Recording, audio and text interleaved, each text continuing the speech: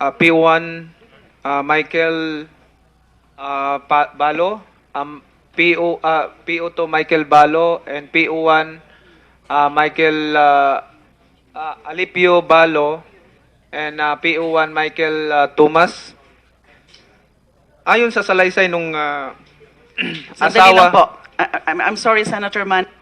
It's something that, so excuse Senator Manny. Procedural, this is a procedural matter, and also with respect to the matter that is at hand. Gusto ko lang hong maniguro na yung talagang desisyon nyo ngayon na hindi na lang kayo magpapa-assist ng isang abogado ay talagang desisyon nyo. Kusang loob nyo ho bang ginagawa yan? Kasi kanina ho, bago tayo nag-break, ay sabi nyo, gusto. Or sabi nyo, meron kayong kamag-anak na abogado. Pero medyo mukhang nagkonsulta po kayo ngayon. So, gusto lang ho namin maniguro na voluntaryo po o kusang loob yung pag-waive nyo ng right to counsel. Voluntary po, Your Honor. Kayo po, PO2 Tomas. Voluntary, Your Honor. Okay. Please proceed. Thank you, Madam Chair.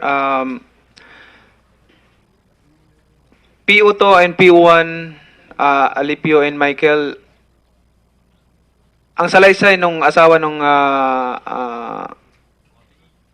biktima o namatay na si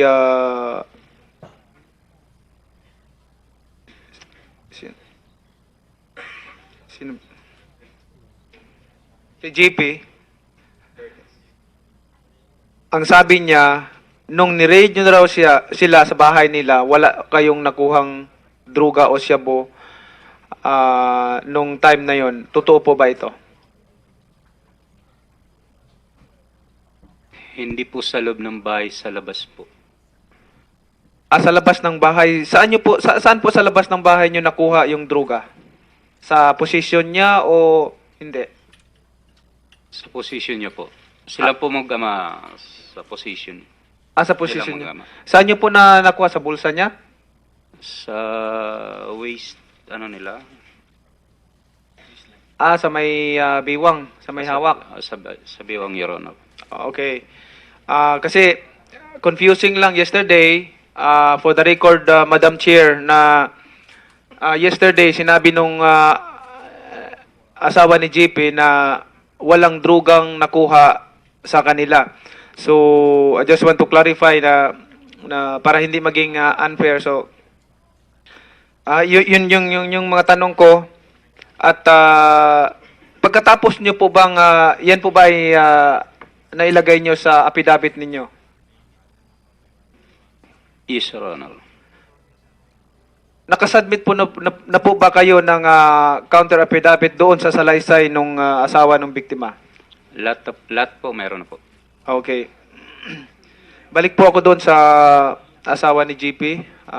Ma'am, sinabi po nung ng mga pulis na may nakuha silang droga sa asawa ninyo at doon sa biyenan ninyo o papa ninyo. Bakit niyo po nasabi kahapon na walang nakuhang droga? I'm sorry. You're questioning. Yes Okay. po, questioning to Alright. Hara. Senator Manny, again, I'm sorry for interrupting. Concerned about the situation pertaining to the two policemen. Yes, they manifested that they are waiving the right to counsel. Gusto ko pong malaman muli, nung decision po na napag-waive nyo, meron ho bang isa pang abogado? Meron kayong sinangguning abogado para bigyan kayo ng payo tungkol sa pag-waive ng right to counsel. Kanina ho kasi during the break, may mga ilan-ilan po kayong kausap. Meron ho bang abogado dun sa mga kausap nyo? I want to be very sure about this thing because we do not want to be prejudicing certain personalities here or certain resource speakers. I also want to protect your rights. Because malinaw po yan na may karapatan kayo sa abogado. Pero pwede nyo ngang i-waive. Pero malinaw din po na kapag wini-waive, ang waiver is voluntary and with the assistance also of counsel. So, yung pag-waive nyo po, meron ho ba nag-advise na abogado? Meron ho bang abogado kanina nung kausap siya? Yes, Director General De La Rosa. Your Honor, my men are already confused. Can we have 1 minute break, Your Honor? Okay, 1 minute suspension. Thank you, Your Honor.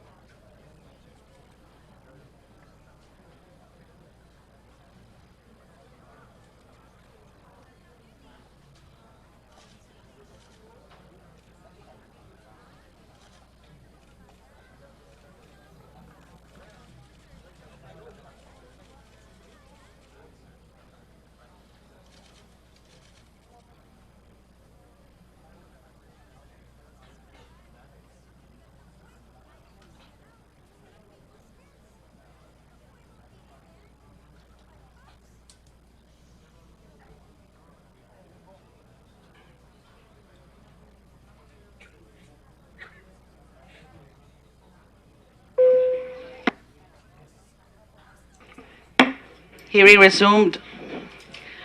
So ano ho pinag-usapan nyo before we decide on this? Meron na ho ba kayong abogado? Your Honor, kumonsulta lang po kami ng Attorney Benedicto. Tinuro lang niya sa amin kung ano yung mga rights namin po.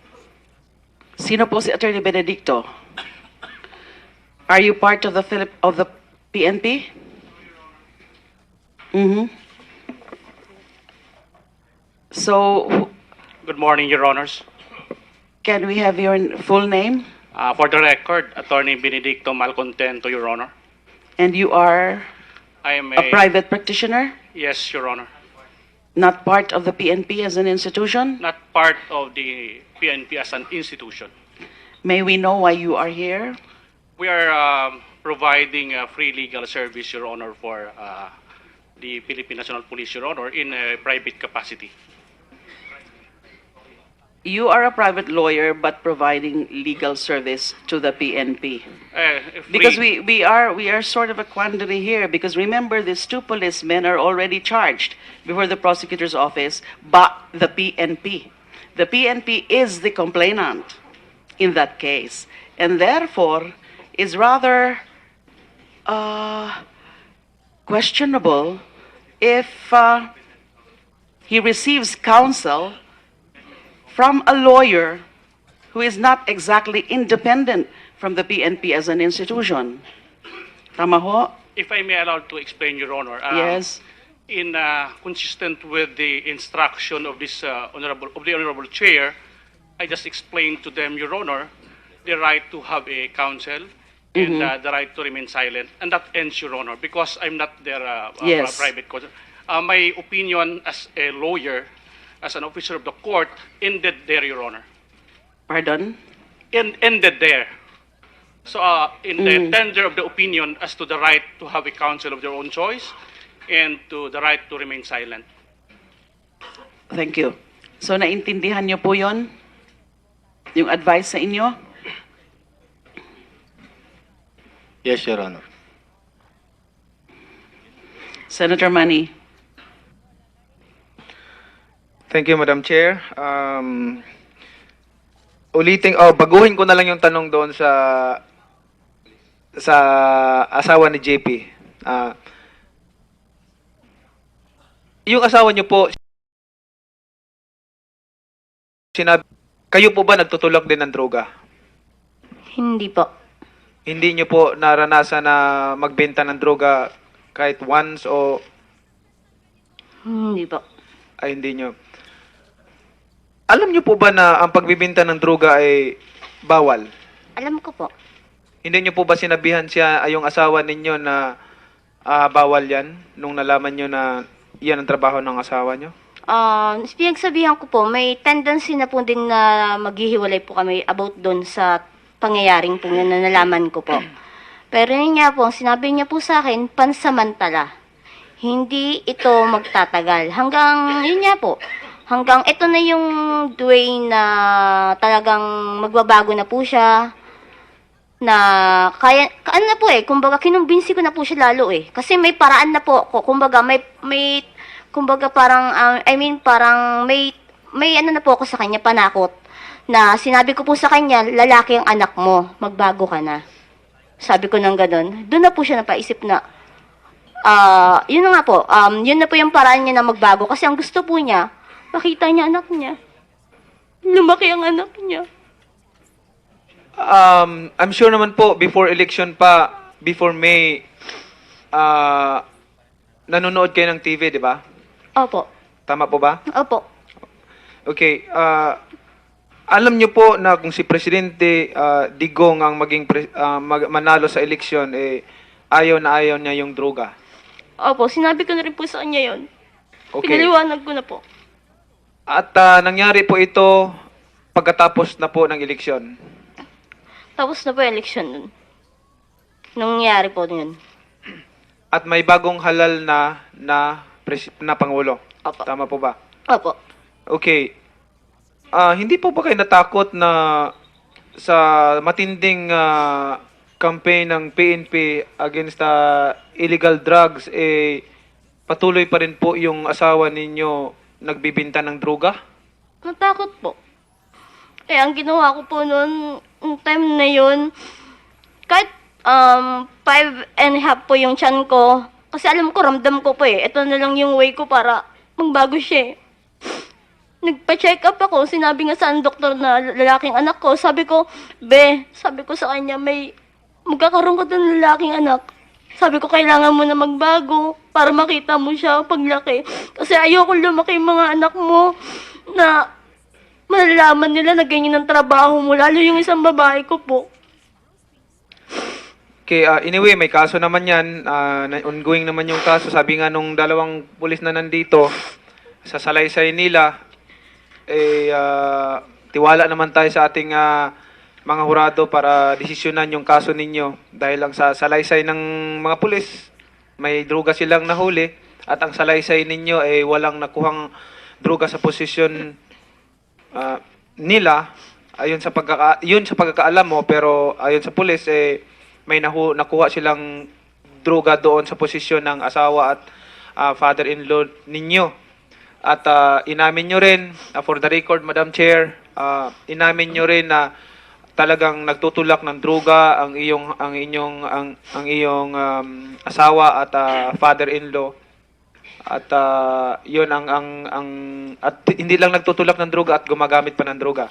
So, yan lang muna ang katanungan ko para sa inyo. At gusto kong tanungin din yung isa kahapon. Yung, si, ano po, tanungin ko yung si Mary Rose ba yun? Yung sa Madam Chair, yung sa, Yes, Mary Rose. Nandito rin siya. Where is Mary Rose? Mary Rose, Um, may, excuse me, Senator Manny, I'm just gonna remind her, nasa the same oath pa ho yung pagtestigo nyo ngayon with the assistance of counsel. Please proceed, Senator Manny. okay, maraming salamat, Madam Chair. Mary Rose, ayon sa salaysay ninyo, na alam ninyo na nagtutulak yung magulang ninyo ng droga. Tama po ba ito? Opo. Pagilapit lang po ng mic sa. Opo. At nung nalaman nyo, ilan po ba kayo magkakapatid? 5 po. 5. Nung nalaman nyo na nagtutulak ng droga ang magulang ninyo, alam po ba ng mga kapatid nyo ito? Opo. Alam ng mga kapatid ninyo? Opo. Ilang taon na po ba yung mga kapatid ninyo? Yung sumunod po sa akin, nasa 20 na po. Tapos yung pangatlo, 18. 18. Opo, tapos yung isa po, yung pang-apat, 13. Tapos yung bunso, 7 taon. So alam na nila yung pinagbabawal na gamot, alam na nila yung droga. Hindi po nila alam yun, pero alam po nila nagbebenta sila papa nun. Okay, nung nalaman mo na nagbibinta ng droga ang mga magulang mo, hindi mo ba sinabihan na yan ay bawal? Sinabihan ko po na mabawal yan, kaso gusto na po nilang kumalas dun sa ama na hindi madaling kumalas. Kasi pag kumalas daw po sila, papatayin sila. Kasi marami silang alam. Okay, for the record, Madam Chair, tama po ba na sinabi nyo na nangyari ito bago ang Duterte administration? Opo. Tama po ba? Opo. Okay. Nung umupo si Duterte at nanalo siya sa election, hindi niyo po ba sinabihan yung magulang ninyo na itigil na yan dahil matindi ang kampanya laban sa illegal na droga? Titigil na nga po sila nun. Last na nga po yun. Hindi na nga po. Hindi na nga po sila makawala sa pagbebenta na yun kasi binabantaan na po sila eh. Na pag kumalas po sila sa grupo, baka daw po ikanta nila yung mga pulis na yun.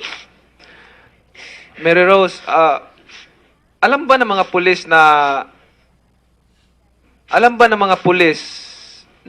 mga kapatid mo rin na magulang mo ay alam nila na ang mga magulang mo ay nagbibinta ng droga? Ano po? Alam ba ng mga pulis? Alam ba ng mga pulis na alam din ng mga kapatid mo yung mga transaksyon nila? Hindi po. Hindi Senator nila. Manny, that should be your last question. Yeah, Your time is up. Malapit na Thank po. you. Mga dalawang tanong na lang po. Okay. Yes. Gusto ko pong linawin na yung tatay mo at yung mami mo wala bang sinabi sa iyo bago sila umalis ng bahay? Meron po. Anong sinabi sa iyo? Na magre-remit na nga po sila. Last na po yung araw na yun kasi magbabalik maneho na po si Papa. Natatakot na sila. Baka mapatay sila. Okay, maraming salamat po guys. Wala na akong time. May dalawa lang po. May isang katanungan lang po ako para sa mga pulis sa PNP, Madam Chair. Last na lang. To our active na Chief PNP General De La Rosa, doon sa mga tinatawag natin ng mga surrendere nung in-announce yung mga pangalan nila. Libo-libo yun, libo-libo, ang dami, thousands na mga surrendere. Yung iba, kung hindi pa pinangalanan yung mga pangalan, ay hindi mag-surrender. Hindi mag-surrender kung hindi i-announce sa TV, i-broadcast sa TV yung mga pangalan nila. Ang tagal pa nila nag-surrender. So, ang tanong ko lang, may kaso na po ba sila? Nakasuhan po ba sila? Yung iba, Your Honor, yung ating case build up against them are still ongoing. Yung iba naman ay nakasuhan na po. Like yung isang drug lord na nag-surrender from yung number 2 from Cebu, yung si Fran Sabalones, at yung mayor ng Albuera Leyte na si Mayor Espinosa, nakasuhan na po. Illegal possession of firearms at saka yung illegal possession of firearms and explosive at saka yung illegal drugs. Pati po si Espinosa. Yes, Your Honor. Hinintay lang po yung warrant maglabas. Then, isa-serve na po namin.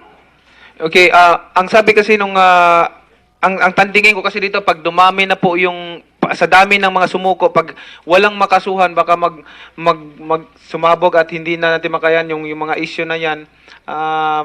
Good thing na narinig ko na may mga kaso na sila. Anyway, marami pang magtatanong General, no? Lahat ng campaign nyo about sa drugs, nandito lang kami sa likod, nakasuporta sa mabuting adhikain para sa kapayapaan ng ating bansa, para sa katahimikan na tayo mamuhay dito sa sarili nating bansa na may matiwasay at yung confident ka na mamuhay dito sa bansa natin, wala kang takot, maglakad-lakad diyan sa kalsada, na may pagkakaisa, walang krimen na nangyari. Gusto po natin 'yan na mangyari. So, suportado po namin kayo sa inyong advocacy na pagsugpo sa droga sa pinagbabawal na gamot. Maraming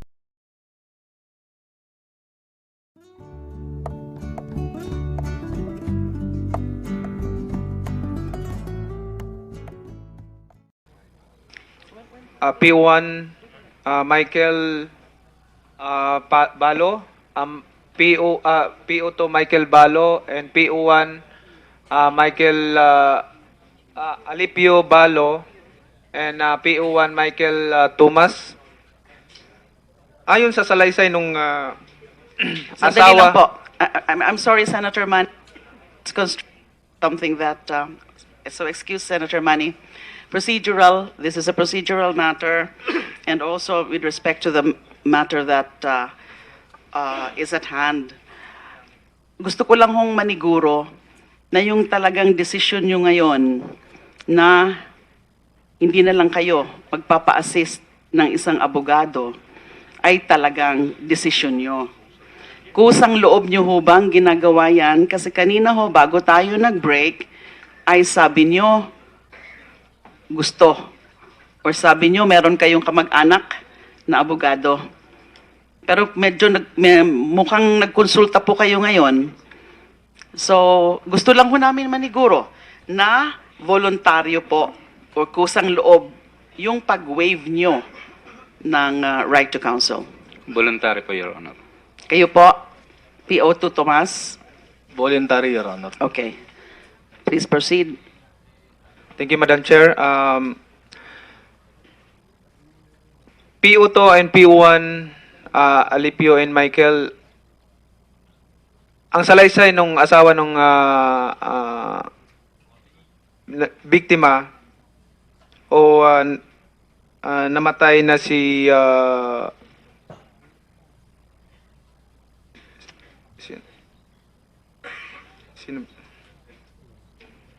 JP,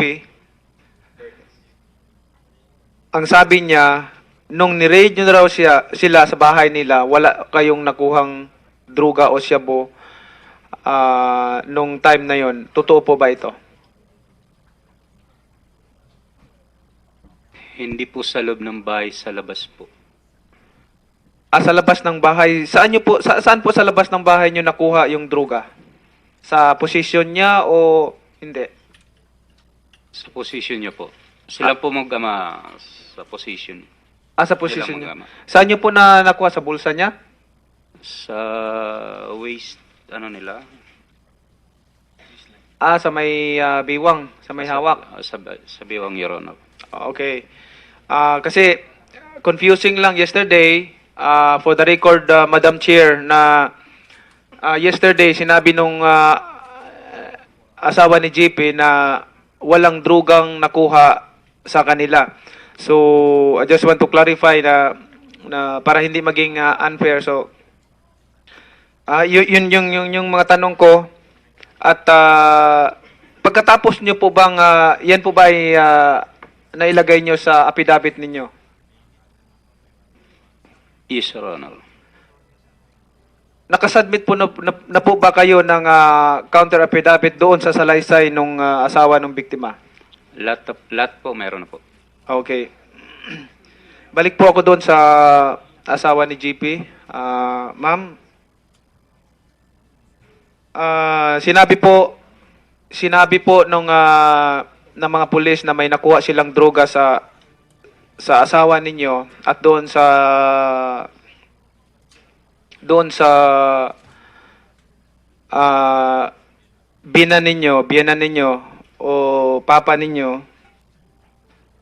Magbabago na po siya na kaya ano na po kumbaga kinumbinsi ko na po siya lalo kasi may paraan na po ako, kumbaga may kumbaga parang parang may ano na po ako sa kanya, panakot na sinabi ko po sa kanya, lalaki ang anak mo, magbago ka na. Sabi ko nang gano'n. Doon na po siya napaisip na yun na nga po, yun na po yung paraan niya na magbago kasi ang gusto po niya, makita niya anak niya. Lumaki ang anak niya. I'm sure naman po, before election pa, before May, nanonood kayo ng TV, di ba? Opo. Tama po ba? Opo. Okay. Alam niyo po na kung si Presidente Digong ang manalo sa eleksyon, ayaw na ayaw niya yung droga.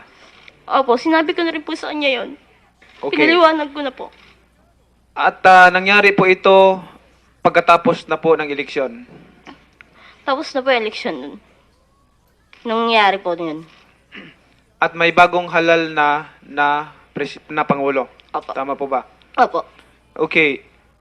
Hindi po ba kayo natakot na sa matinding campaign ng PNP against illegal drugs, patuloy pa rin po yung asawa ninyo nagbibinta ng droga? Natakot po. Ang ginawa ko po noon, yung time na yun, kahit 5.5 po yung tiyan ko, kasi alam ko, ramdam ko po ito na lang yung way ko para magbago siya Nagpa-check up ako, sinabi nga sa doktor na lalaking anak ko, sabi ko sa kanya, magkakaroon ka ng lalaking anak. Sabi ko, kailangan mo na magbago para makita mo siya paglaki. Kasi ayoko lumaki yung mga anak mo na malalaman nila na ganyan ang trabaho mo, lalo yung isang babae ko po. Okay, anyway, may kaso naman yan. Ongoing naman yung kaso. Sabi nga nung dalawang pulis na nandito, sa salaysay nila,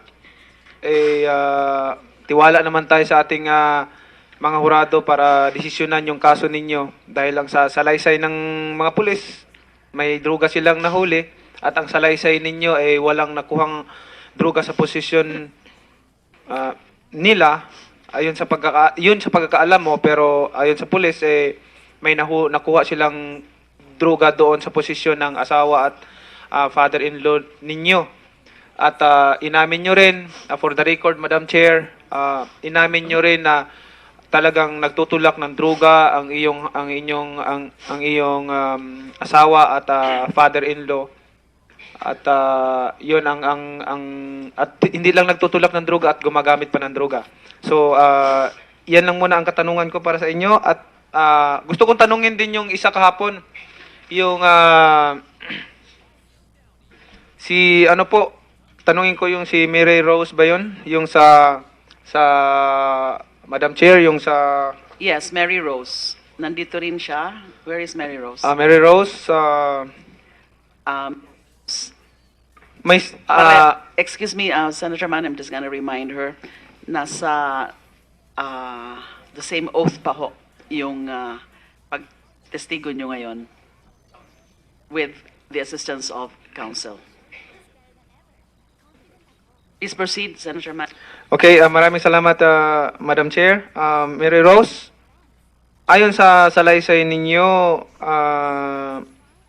na alam ninyo na nagtutulak yung magulang ninyo ng droga. Tama po ba ito? Opo. Pakilapit lang po ng mic sa... Opo. At nung nalaman nyo, ilan po ba kayo magkakapatid? 5 po. 5. Nung nalaman nyo na nagtutulak ng droga ang magulang ninyo, alam po ba ng mga kapatid nyo ito? Opo. Alam ng mga kapatid ninyo? Opo. Ilang taon na po ba yung mga kapatid ninyo? Yung sumunod po sa akin, nasa 20 na po. Tapos yung pangatlo, 18. 18. Opo, tapos yung isa po, yung pang-apat, 13. Tapos yung bunso, 7 taon. So alam na nila yung pinagbabawal na gamot, alam na nila yung droga. Hindi po nila alam yun, pero alam po nila nagbebenta sila papa nun. Okay. Nung nalaman mo na nagbibinta ng droga ang mga magulang mo, hindi mo ba sinabihan na yan ay bawal? Sinabihan ko po na mabawal yan, kaso gusto na po nilang kumalas dun sa tama na, hindi madaling kumalas. Kasi pag kumalas daw po sila, papatayin sila. Kasi marami silang alam. Okay, for the record, Madam Chair, tama po ba na sinabi nyo na nangyari ito bago ang Duterte administration? Opo. Tama po ba? Opo. Okay. Nung umupo si Duterte at nanalo siya sa election, hindi niyo po ba sinabihan yung magulang ninyo na itigil na yan dahil matindi ang kampanya laban sa illegal na droga? Titigil na nga po sila nun, last na nga po yun. Hindi na nga po. Hindi na nga po sila makawala sa pagbebenta na yun kasi binabantaan na po sila eh. Na pag kumalas po sila sa grupo, baka daw po ikanta nila yung mga pulis na yun. Mary Rose, alam ba ng mga pulis na alam ng mga kapatid mo rin na magulang mo ay alam nila na ang mga magulang mo ay nagbibinta ng droga? Ano po? Alam ba ng mga pulis? Alam ba ng mga pulis na alam din ng mga kapatid mo yung mga transaksyon nila? Hindi po. Hindi Senator nila. Manny, that should be your last question. Yeah, Time is up. malapit na Thank po. you. Mga dalawang tanong na lang po. Okay. Please. Gusto ko pong linawin na yung tatay mo at yung mami mo wala bang sinabi sa iyo bago sila umalis ng bahay? Meron po. Anong sinabi sa iyo? Na magre-remit na nga po sila, last na po yung araw na yun kasi magbabalik maneho na po si Papa, natatakot na sila, baka mapatay sila. Okay, maraming salamat po kasi wala na akong time. May dalawang po, may isang katanungan lang po ako para sa mga pulis sa PNP, Madam Chair. Last na lang. To our active na Chief PNP General De La Rosa, doon sa mga tinatawag natin ng mga surrendere nung in-announce yung mga pangalan nila, libo-libo yun, libo-libo, ang dami, thousands na mga bakit nyo po nasabi kahapon na walang nakuhang droga? I'm sorry. You're questioning. Yes Okay. po, questioning to Hara. Senator Manny, again, I'm sorry for interrupting concerned about the situation pertaining to the two policemen. Yes, they manifested that they are waiving the right to counsel. Gusto ko pong malaman muli, nung decision po na napag-waive nyo, meron ho bang isa pang abogado? Meron kayong sinangguning abogado para bigyan kayo ng payo tungkol sa pag-waive ng right to counsel. Kanina ho kasi during the break, may mga ilan-ilan po kayong kausap. Meron ho bang abogado dun sa mga kausap nyo? I want to be very sure about this thing because we do not want to be prejudicing certain personalities here or certain resource speakers. I also want to protect your rights. Because malinaw po yan na may karapatan kayo sa abogado. Pero pwede nyo ngang i-waive. Pero malinaw din po na kapag wini-waive, ang waiver is voluntary and with the assistance also of counsel. So, yung pag-waive nyo po, meron ho ba nag-advise na abogado? Meron ho bang abogado kanina nung kausap siya? Yes, Director General De La Rosa. Your Honor, my men are already confused. Can we have 1 minute break, Your Honor? Okay, 1 minute suspension. Thank you, Your Honor.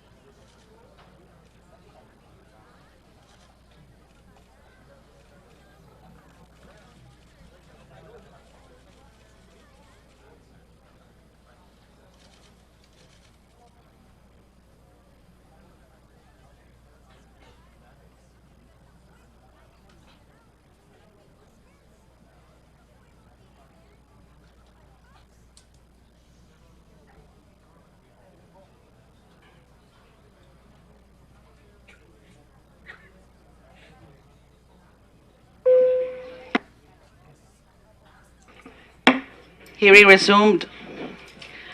So ano ho pinag-usapan nyo before we decide on this? Meron na ho ba kayong abogado? Your Honor, kumonsulta lang po kami ng si Attorney Benedicto. Tinuro lang niya sa amin kung ano yung mga rights namin po. Sino po si Attorney Benedicto? Are you part of the PNP? Mm-hmm. So, Good morning, Your Honors. can we have your full name? For the record, Attorney Benedicto Malcontento, Your Honor. And you are I am a private practitioner? Yes, Your Honor. Not part of the PNP as an institution? Not part of the PNP as an institution. May we know why you are here?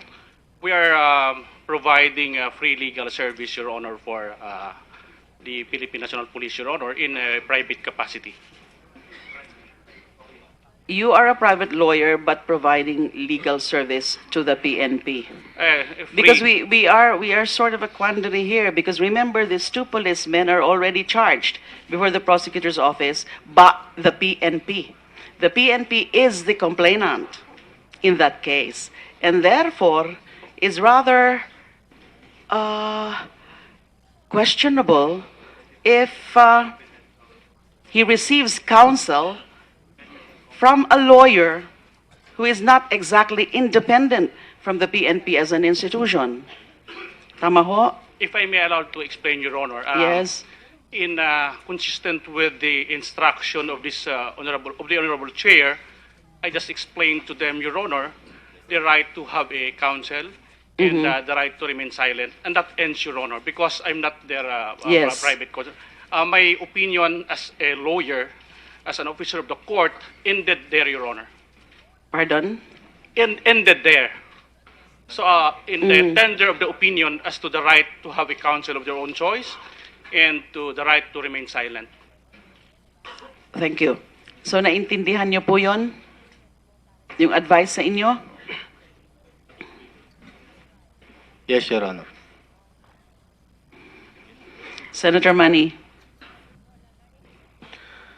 Thank you, Madam Chair. Baguhin ko na lang yung tanong doon sa asawa ni JP. Yung asawa niyo po, kayo po ba nagtutulak din ng droga? Hindi po. Hindi niyo po naranasan na magbenta ng droga kahit once o Hindi po. ay hindi niyo? Alam niyo po ba na ang pagbibenta ng droga ay bawal? Alam ko po. Hindi niyo po ba sinabihan siya, yung asawa ninyo na bawal yan nung nalaman niyo na yan ang trabaho ng asawa niyo? Pinagsabihan ko po, may tendency na po din na maghihiwalay po kami about doon sa pangyayaring po yun na nalaman ko po. Pero yun nga po, ang sinabi niya po sa akin, pansamantala. Hindi ito magtatagal. Hanggang, yun nga po, hanggang ito na yung way na talagang